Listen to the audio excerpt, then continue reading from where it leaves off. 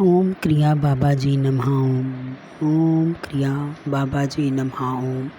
ओम क्रिया बाबाजी नमः ओम। नमस्कार।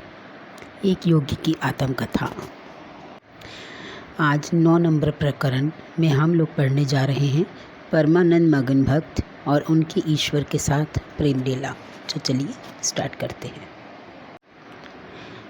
छोटे महाशय बैठो, मैं अपनी जगन माता से वार्तालाप कर रहा हूँ। मैंने अत्यंत श्रद्धा के साथ कमरे में चुपचाप प्रवेश किया। मास्टर महाशय के देवता सदृश रूप में मुझे चकाचौंध कर दिया। श्वेत रेशम समान दाढ़ी और विशाल तेजस्वी नेत्रों से युक्त वे पवित्रता का साक्षात अवतार लग रहे थे। ऊपर की ओर उठा हुआ उनका चेहरा और जुड़े हुए हाथ देखकर मैं समझ गया कि उनके पास मेरे उस प्रथम आगमन ने उनकी अर्चना में बाधा डाली है। उस समय तक मुझे जितने धक्के लगे थे, उन सब से बढ़कर तीव्र धक्का उनके स्वागतपूर्ण सरल शब्दों से लगा।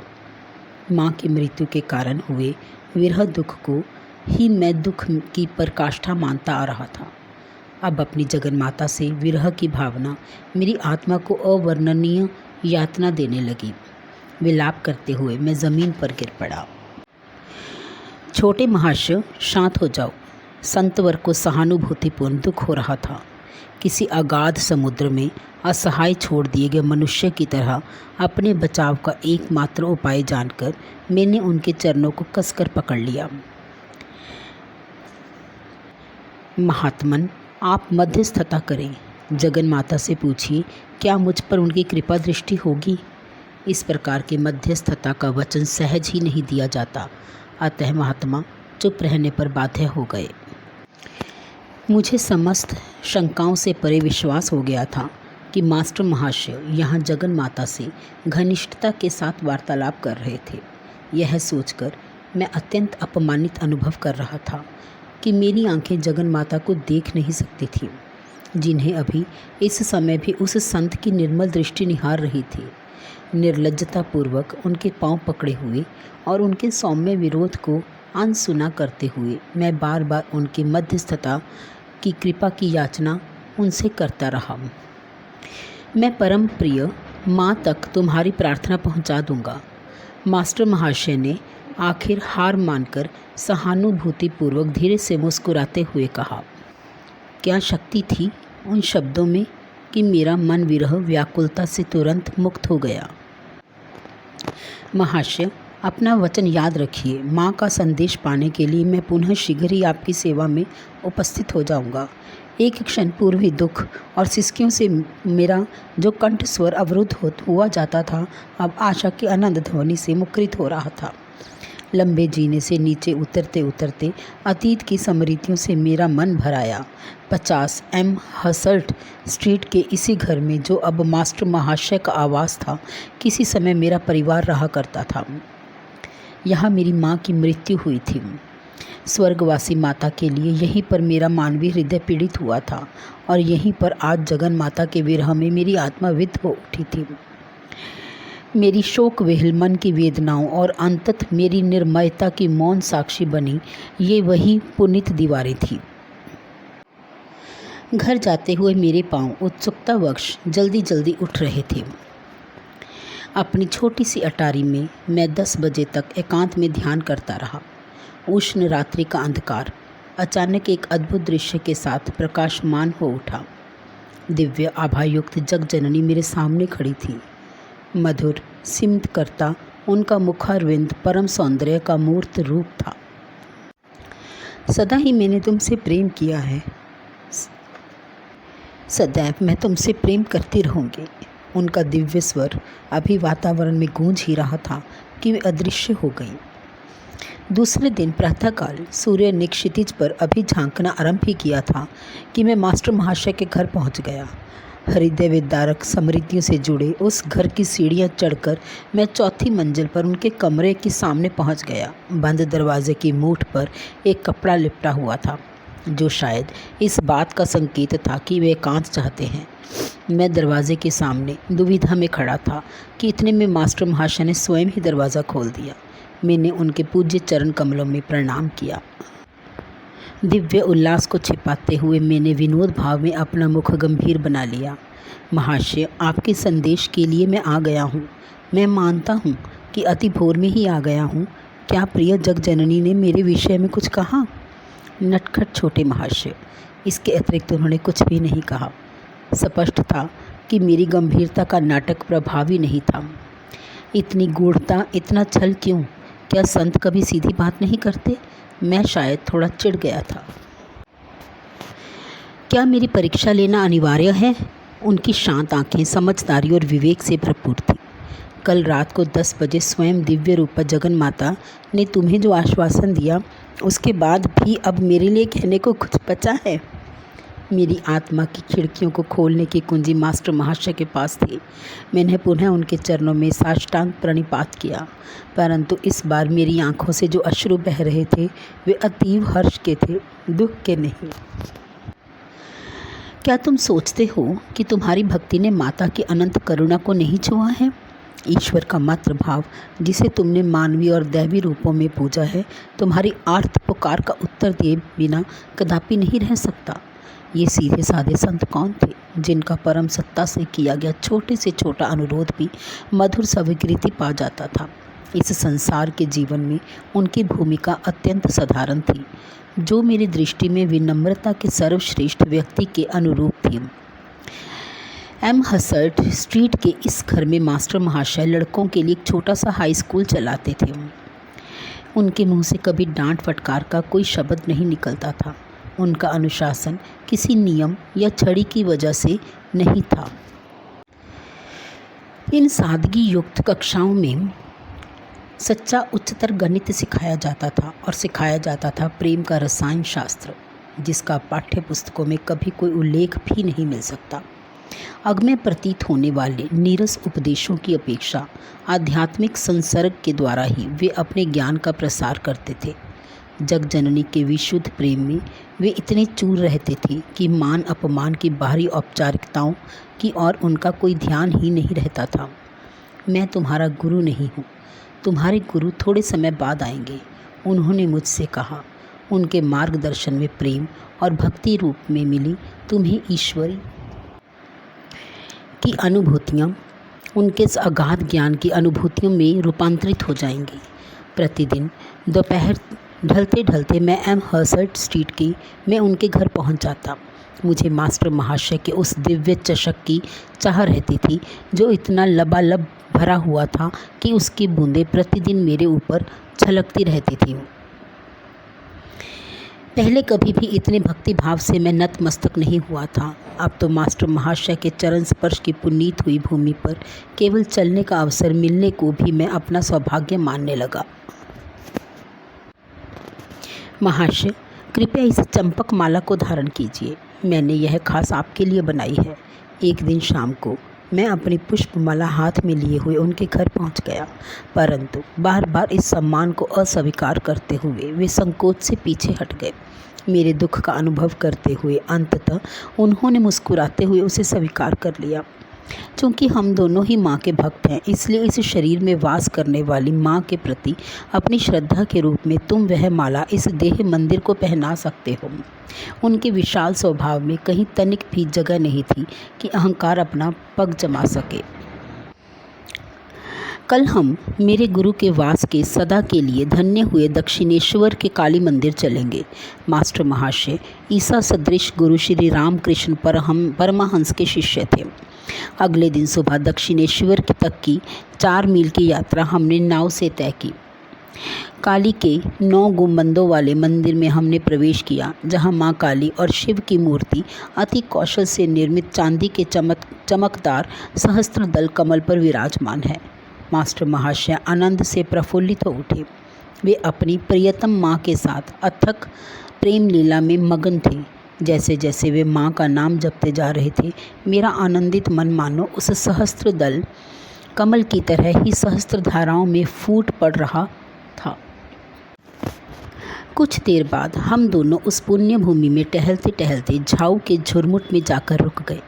इस पेड़ की विशेषता स्वरूप इससे झरने वाला मधुर रस मानो मास्टर महाशय से झरते अमृत का प्रतीक था। उनका नाम जब चलता ही जा रहा था। झाऊ के गुलाबी परदार पुष्पों के बीच मैं घास पर सख्त निश्चल शरीर से बैठा रहा। उतने समय के लिए मैं शरीर को भूलकर दिव्य लोकों की यात्रा करता रहा। इस संत के साथ की हुई दक्षिणेश्वर की अनेक तीर्थ यात्राओं में यह प्रथम थी। मास्टर महाशय से ही मैंने ईश्वर के मातृत्व पक्ष या ईश्वरीय करुणा के माधुर्य को जाना। उस शिशु सरल संत को ईश्वर के पितृपक्ष या ईश्वरीय न्याय में कोई रुचि नहीं थी। कठोर सटीक गणितीय निर्णय की कल्पना ही उनके कोमल स्वभाव के विपरीत थी। ये तो पृथ्वी पर स्वर्ग के साक्षात देवताओं के प्रतिरूप हैं। एक दिन उन्हें प्रार्थना करते देख मेरे मन में उनके प्रति प्रेम से भरकर विचार उठा। किसी प्रकार की निंदा, आलोचना या गुण दोष का विचार कभी उनके मन में ही नहीं उठा। वे तो इस जगत की आद्य पवित्रता से चिर परिचित अपनी दृष्टि से ही निहारते थे। उनके काया, वाणी, मन, कर्म सब उनकी आत्मा की सरलता के साथ सहज सुसामंजस्य रखते थे। मेरे गुरुदेव ने मुझे यही बताया था। अपने हर उपदेश को किसी प्रकार के आग्रह या अधिकार वाणी के बिना इसी श्रद्धा पूर्ति वाक्य के साथ वे समाप्त करते थे। श्री रामकृष्ण के साथ मास्टर महाशय की एकात्मता इतनी गहरी हो गई थी कि अपने किसी भी विचार को अब वे अपना विचार नहीं मानते थे। एक दिन संध्या समय मास्टर महाशय और मैं एक दूसरे का हाथ थामे उनके स्कूल के पास वाले रास्ते पर चल रहे थे।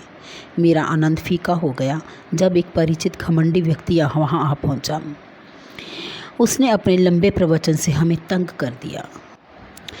मैं देख रहा हूँ कि तुम इस आदमी से प्रसन्न नहीं हो।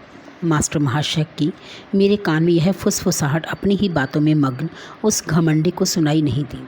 मैंने इस बारे में जगन माता को बता दिया है। उन्हें भी हमारी दुखद परिस्थिति का ज्ञान है। उन्होंने वचन दिया है कि जैसे ही हम उस लाल मकान के पास पहुँचेंगे वे इस आदमी को एक अति आवश्यक काम की याद दिला देंगी। मेरी दृष्टि उस मुक्ति स्थल पर लगी रही। उसके लाल द्वार पर पहुंचते ही अपना अधूरा वाक्य भी पूरा किए बिना और कुछ भी कहे बिना वह व्यक्ति अचानक मुड़कर चला गया। विक्षुब्ध वातावरण में फिर से शांति छा गई। एक अन्य दिन मैं हावड़ा रेलवे स्टेशन के पास अकेला ही टहल रहा था। एक पल के लिए मैं एक छोटे से मंदिर के पास खड़ा हो गया और वहाँ ढोलक करतार के शोर में ज़ोर ज़ोर से कीर्तन करते लोगों को मन ही मन कोसने लगा। केवल मुँह से तोते की तरह प्रभु का पवित्र नाम लेते रहने वाले इन लोगों की कीर्तन में भक्ति का कितना अभाव है, मैं मन ही मन सोच रहा था। अचानक मास्टर महाशय को तेज़ कदमों से अपनी ओर आते देखकर मैं विस्मित हो गया। महाशय, आप यहाँ कैसे? उस संत ने मेरे प्रश्न की ओर कोई ध्यान ना देकर सीधे मेरे मन के विचार का उत्तर दिया। क्या यह सच नहीं है छोटे महाशय कि प्रभु का नाम किसी भी मुंह से क्यों ना निकला हो मधुर ही लगता है, चाहे वह मुंह अज्ञानी का हो या अज्ञानी का। उन्होंने स्नेहपूर्वक एक हाथ से मुझे अपने अंक में भर लिया। उनके जादू के गलीचे पर सवार होकर मैं तुरंत जग जननी के दयामयी सानिध्य में पहुंच गया। क्या तुम कुछ बायोस्कोप देखना चाहोगे? एक दिन अपराह को एकांत प्रिय मास्टर महाशय से यह प्रश्न सुनकर मुझे आश्चर्य हुआ। उस समय भारत में चलचित्र को बायोस्कोप कहते थे। मैं सहमत हो गया। किसी भी कारण से क्यों ना हो, उनके सानिध्य में रहने का आनंद मेरे लिए पर्याप्त था। द्रुत गति से चलते हुए थोड़ी ही देर में हम कोलकाता विश्वविद्यालय के सामने स्थित बगीचे में पहुंच गए। मास्टर महाशय ने दीघी यानी जल कुंड के पास स्थित एक बेंच की ओर इशारा किया। यहाँ कुछ देर बैठते हैं। मेरे गुरुदेव ने मुझे बताया था कि जब भी कोई जलाशय दिखाई दे तो ध्यान करना चाहिए। यहाँ यह शांत जल ईश्वर की विराट शांति का स्मरण कराता है। जिस प्रकार जल में सभी वस्तुओं का प्रतिबिंब पड़ता है, उसी प्रकार संपूर्ण ब्रह्मांड विश्व चैतन्य में प्रतिबिंबित होता है। मेरे गुरुदेव प्राय यह कहते थे। थोड़ी देर बाद हम विश्वविद्यालय के एक कक्ष में गए जहाँ एक लेक्चर चल रहा था। बीच बीच में स्लाइड से चित्र भी दिखाए जा रहे थे, किंतु वह लेक्चर और स्लाइड शो दोनों ही समान रूप से अत्यंत नीरस थे। तो यह है बायोस्कोप जो मास्टर महाशय मुझे दिखाना चाहते थे। मैं अधीर हो उठा। परंतु चेहरे पर उकताहट का कोई भाव लाकर मैं मास्टर महाशय को दुखी नहीं करना चाहता था। इतने में वे चुपचाप मेरी ओर झुके। मैं देख रहा हूँ छोटे महाशय कि तुम्हें यह बायोस्कोप अच्छा नहीं लग रहा है। मैंने यह बात जगत जननी को बता दी है और उन्हें भी हम दोनों से पूर्ण सहानुभूति है। उन्होंने मुझसे कहा है कि अभी बिजली की रोशनी बंद हो जाएगी और तब तक पुनः नहीं जलेगी जब तक हम दोनों यहाँ से खिसक ना लें। जैसे ही मेरे कान में चल रही उनकी यह फुसफुसाहट समाप्त हुई, कक्ष में अंधेरा छा गया। अब तक ऊंची आवाज़ में ज़ोर ज़ोर से व्याख्यान दे रही प्रोफेसर महोदय की वाणी विस्मय से एक पल के लिए रुक गई और फिर उन्होंने कहा, इस कक्ष की विद्युत प्रणाली में कुछ गड़बड़ मालूम होती है। इतने समय में मास्टर महाशय और मैं उस कक्ष के द्वार से बाहर निकल चुके थे। बरामदे में से जाते हुए मैंने पलटकर पीछे देखा तो उस कक्ष में फिर से रोशनी हो गई थी। छोटे महाशय, उस बायोस्कोप से तुम निराश हो गए थे, परंतु मैं समझता हूँ कि तुम्हें एक दूसरा बायोस्कोप अवश्य पसंद आएगा। मास्टर महाशय और मैं विश्वविद्यालय भवन के सामने एक फुटपाथ पर खड़े थे। उन्होंने हृदय के स्थान पर मेरी छाती पर धीरे से धपकी थी। उसी के साथ मुझ पर एक अद्भुत निस्तब्धता छा गई। जैसे आधुनिक बॉलपॉट यानी टॉकीज, यदि ध्वनि यंत्र में कुछ खराबी आ जाए तो मूक चलचित्र बन जाते हैं, उसी प्रकार विधाता के हाथ ने किसी अगम्य चमत्कार के द्वारा जगत के सारे कोलाहल का गला घोंट दिया। पदयात्री, ट्रॉम गाड़ियाँ, मोटर गाड़ी, बैलगाड़ियाँ, लोहे की चक्कों वाली घोड़ गाड़ियाँ सब बिना कोई आवाज़ किए इधर से उधर आ जा रहे थे। मैं अपने पीछे दाएं और बाएं के सभी दृश्य वैसे ही देख रहा था जैसे अपने सामने के दृश्य, मानो मेरी दृष्टि सर्वव्यापक हो गई हो। कोलकाता के उस छोटे से हिस्से की समस्त गतिविधियों का परिदृश्य मेरे समक्ष बिना कोई आवाज़ किए चल रहा था। राख की पतली परत के नीचे नजर आने वाली अग्नि की दीप्ति के समान मध्यम प्रभा सारे परिदृश्य में व्याप्त थी। मेरा अपना शरीर उस परिदृश्य में विद्यमान अनेक परछाइयों से अधिक कुछ भी नहीं लग रहा था। फ़र्क सिर्फ इतना था कि मेरे शरीर की परछाई निश्चल थी, जबकि अन्य सभी परछाइयाँ बिना किसी आवाज़ के इधर उधर आ जा रही थीं। कई लड़के जो मेरे मित्र ही थे मेरी ओर आए और चले गए। यद्यपि उन्होंने मेरी ओर सीधे देखा, परंतु उसमें पहचान का कोई संकेत तक नहीं था। इस अद्वितीय मूक नाट्य ने मुझे एक अवर्णनीय आनंद से विभोर कर दिया। मैं किसी आनंद अमृत के झरने से जी भरकर अमृत पान कर रहा था। अकस्मात मेरी छाती पर पुनः मास्टर महाशय का कोमल आघात हुआ। जगत का करण कर्कश कोलाहल मेरी अनिच्छुक श्रवण इंद्रियों पर टूट पड़ा। मैं लड़खड़ाया, जैसे किसी ने अत्यंत नाजुक स्वप्न में मुझे निष्ठुरता पूर्वक जगा दिया हो। वह दिव्य मदिरा मेरी पहुंच से बाहर हटा दी गई थी। छोटे महाशय, मैं देख रहा हूँ कि यह दूसरा बायोस्कोप तुम्हें अच्छा लगा।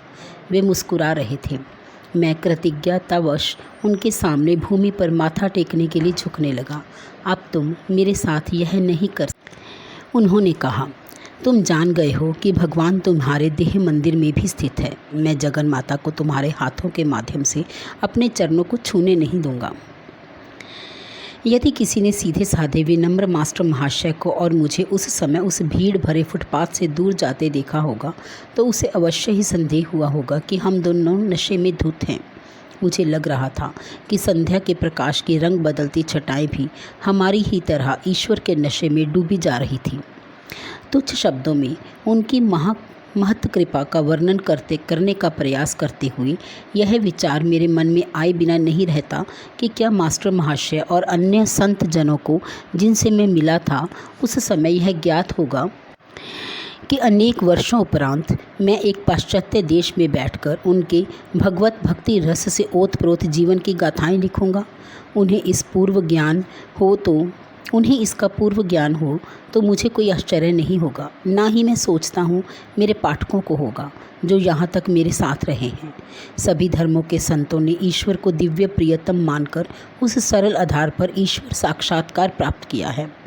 चूँकि परम ब्रह्मा निर्गुण और अचिंत्य हैं, इसलिए मानवीय विचार और आकांक्षा ने सदा ही उसे जगन माता का रूप दिया है। साकार, सगुण ईश्वर और निराकार निर्गुण ब्रह्मा के मतों का संयोग हिंदू विचारधारा की प्राचीन उपलब्धि है। जिसका प्रतिपादन वेदों और भगवत गीता में किया गया है। परस्पर विरोधी विचारों का यह मिलाप हृदय और बुद्धि दोनों को ही संतुष्ट करता है।